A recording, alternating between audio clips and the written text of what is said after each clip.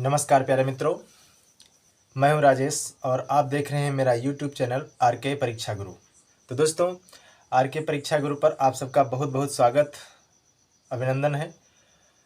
तो जैसा कि हम पिछली वीडियो में देख चुके हैं, हिंदी साहित्य का इतिहास, उसकी पद्धतियाँ और उसका दर्शन, और हम पढ़ रहे हैं हिंदी साहित्य लेखन की परंपरा, यानी हिंदी इतिहास लेखन की परंपरा को हम पढ़ रहे हैं, जिसमें 6 इतिहासकारों को हम और इतिहास ग्रंथों को हम पढ़ चुके हैं।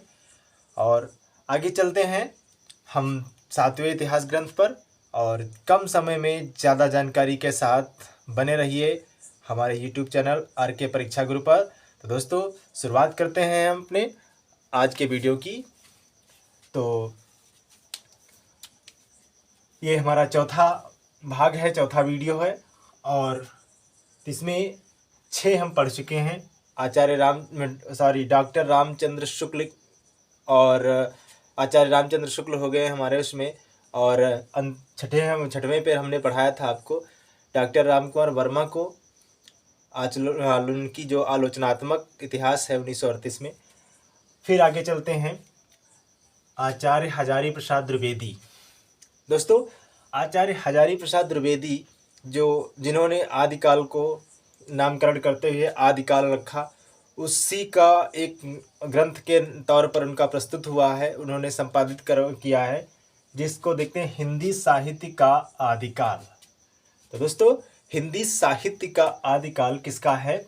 आचार्य हजारी प्रसाद द्विवेदी का है। और कब है ये? 1952 ईस्वी में है। कब है? 1952 ईस्वी में दोस्तों।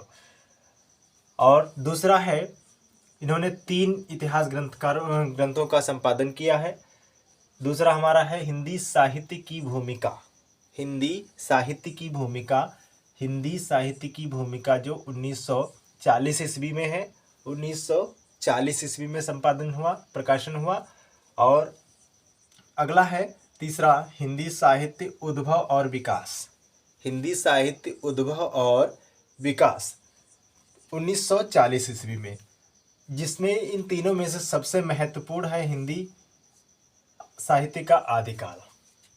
हिंदी साहित्य का आदिकाल आचार्य हजारी प्रसाद द्विवेदी जी का जो है, बहुत ही महत्वपूर्ण है, ग्रंथ है। और इसमें बात करते हैं कुल रचनाकारों की संख्या जो 1229 मिलती है। 1229 मिलती है।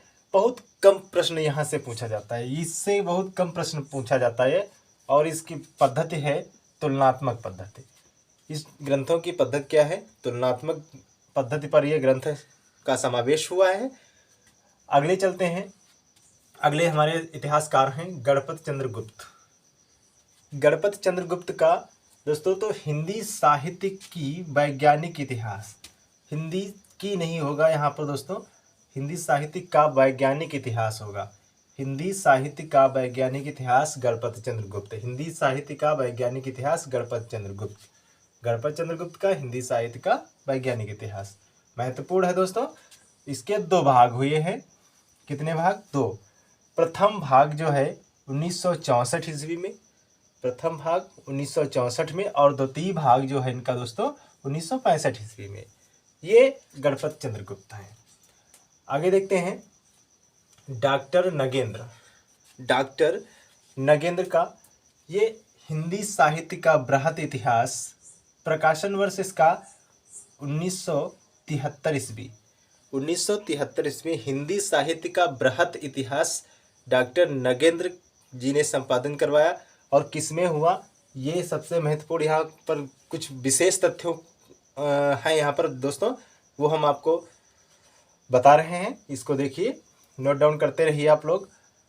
इस ग्रंथ को, किस ग्रंथ को? इस ग्रंथ को, यानी हिंदी साहित्य का बृहत इतिहास ग्रंथ को नागरी प्रचारणी सभा काशी, इस ग्रंथ को नागरी प्रचारणी सभा काशी एक संस्था है, ने 16 भाषाओं में, कितनी भाषाओं में? 16 भाषाओं में। अगर बृहत इतिहास की भाषाएं पूछते कितनी भाषाएं इसमें, तो 16 भाषाएं हैं।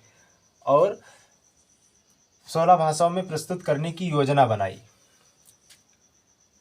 और इसमें 18 भागों को प्रस्तुत, इसमें 18 भाग किए गए, 18 कालखंड किए गए, मतलब खंडों को में विभक्त करने का एक योजना बनाई। लेकिन हुआ क्या, इसमें मात्र इसको 16 भागों में इसको पूरा कर पाए। कितने? 16 भागों में ही इसको पूरा कर दिया, जिसमें कुछ मुख्य रचनाकार यानी ग्रंथकार हमारे हैं, उनको हम देख लेते हैं। तो कितने हुए? 16। तो उनमें से 16 महत्वपूर्ण नहीं है, जो महत्वपूर्ण है हम वो आपको आप तक बता रहे हैं। तो इसमें प्रथम और अंतिम महत्वपूर्ण है, प्रथम और 16वां।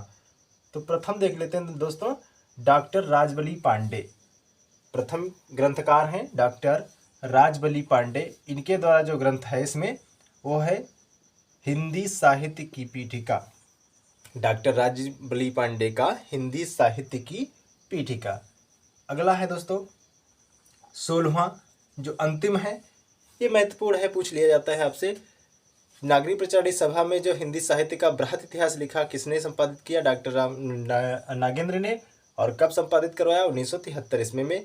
और इसमें प्रथम और अंतिम कौन है?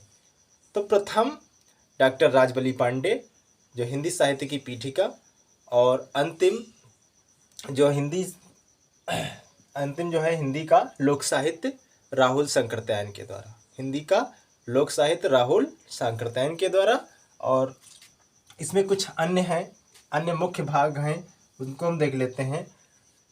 डॉक्टर धीरेन्द्र के द्वारा हिंदी भाषा का विकास, डॉक्टर धीरेन्द्र हिंदी भाषा का विकास। डॉक्टर नगेंद्र रीतिकाल या रीतिबद्ध काल, डॉक्टर नगेंद्र। परशुराम चतुर्वेदी भक्तिकाल, परशुराम चतुर्वेदी भक्तिकाल।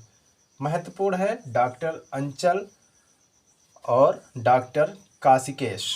डॉक्टर अंचल और डॉक्टर काशिकेश ने उत्कर्ष काल इसमें संपादित करवाया। कौन सा? उत्कर्ष काल, डॉक्टर अंचल और डॉक्टर काशिकेश ने। इसमें ये कुछ महत्वपूर्ण हैं ग्रंथकार और ग्रंथ हैं, उनको हम देख रहे हैं। अगले 10वें नंबर पर दोस्तों हमारे हैं, 10वें नंबर पर डॉक्टर रामस्वरूप चतुर्वेदी। 10वें नंबर पर डॉक्टर रामस्वरूप चतुर्वेदी, जिनके द्वारा ग्रंथ का नाम है हिंदी साहित्य और संवेदना का विकास। हिंदी साहित्य और संवेदना का विकास। दोस्तों अगले 11वें नंबर पर हम नामवर सिंह को देख लेते हैं। डॉक्टर नामवर सिंह या आचार्य नामवर सिंह, हिंदी साहित्य की प्रवृत्तियाँ, हिंदी साहित्य की प्रवृत्तियाँ।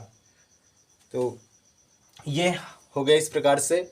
एक बार जल्दी हम और देख लेते हैं। आचार्य हजारी प्रसाद द्विवेदी, हिंदी साहित्य का आदिकाल 1952, हिंदी साहित्य की भूमिका 1940, हिंदी साहित्य का उद्भव विकास 1940, कुल रचनाकार 1229, तुलनात्मक पद्धति का में समावेश गणपत चंद्रगुप्त, हिंदी साहित्य का वैज्ञानिक इतिहास 2 भागों में, प्रथम भाग 1964, द्वितीय भाग 1965। डॉक्टर नगेंद्र, हिंदी साहित्य का बृहद इतिहास, प्रकाशन वर्ष 1973। इस ग्रंथ में नागरी प्रचारी सभा काशी ने 16 भाषाओं में इसको प्रस्तुत करने की योजना बनाई, लेकिन हुआ क्या, इसको सिर्फ 18 भाग बनाएंगे, लेकिन ये 16 ही भागों में ये पूरा हो गया।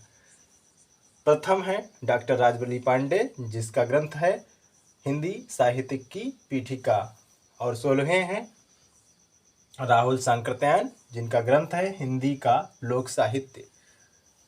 कुछ अन्य हैं डॉक्टर धीरेन्द्र, हिंदी भाषा का विकास, डॉक्टर नगेंद्र, रीतिकाल रीतिबद्ध काल, परशुराम चतुर्वेदी भक्तिकाल, डॉक्टर अंचल, डॉक्टर काशिकेश उत्कर्ष काल, डॉक्टर रामस्वरूप चतुर्वेदी हिंदी साहित्य और संवेदना का विकास, नामवर सिंह हिंदी साहित्य की प्रवृत्तियाँ।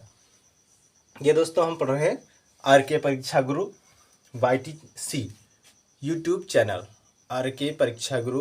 तो दोस्तों आप लोगों को वीडियो अच्छा लग रहा है तो बस वही बात, लाइक और सब्सक्राइब शेयर, और ये बिल्कुल फ्री क्लास रहेगी आप लोगों के लिए, बिल्कुल मुफ्त, कोई पैसा नहीं है इसमें। और आप लोग हमारे साथ जुड़े हैं, इसके लिए आप लोगों का बहुत बहुत धन्यवाद। और जुड़े रहिए और आगे हम पढ़ते रहेंगे। अगले हम रचनाकार को हमारे जो हैं 12वें आगे देखते हैं।